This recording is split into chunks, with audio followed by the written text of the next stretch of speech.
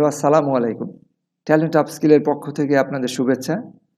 অষ্টম শ্রেণী Bangla version math exercise 2.1 এর 2 নাম্বার অঙ্ক। একজন দোকানদার কিছু ডাল 2375 টাকায় বিক্রয় করায় তার 5% ক্ষতি হলো।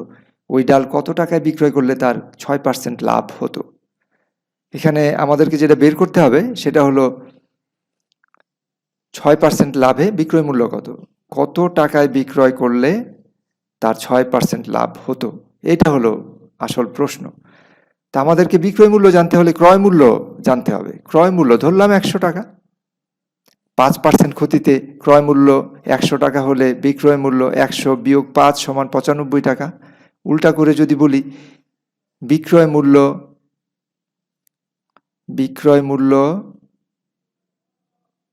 আমরা বলতে পারি বিক্রয় মূল্য 95 টাকা হলে ক্রয় মূল্য 100 টাকা। তাহলে বিক্রয় মূল্য 95 টাকা হলে ক্রয় মূল্য, কারণ আমাদের উদ্দেশ্য হলো ক্রয় মূল্য বের করা, তাহলে ক্রয় মূল্য আমরা শেষে রাখছি, ক্রয় মূল্য 100 টাকা। তাহলে বিক্রয় মূল্য 1 টাকা হলে ক্রয় মূল্য 100 নিচে 95 টাকা। বিক্রয় মূল্য 2375 টাকা হলে ক্রয় মূল্য 2375 পূরণ 100 বাই 95 টাকা। আমরা যদি 2375-কে 95 দিয়ে ভাগ দিই তাহলে থাকবে 25। তাহলে 25 পূরণ 100। তাহলে ক্রয় মূল্য পাচ্ছি 25 পূরণ 100 টাকা সমান সমান ক্রয় মূল্য সমান সমান 2500 টাকা, 2500 টাকা সমান সমান 2500 টাকা।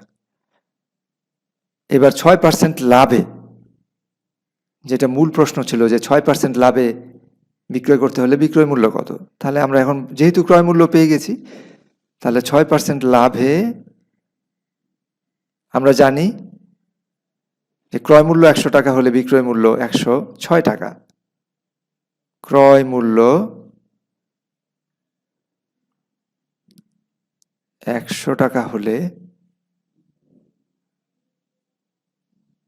বিক্রয় মূল্য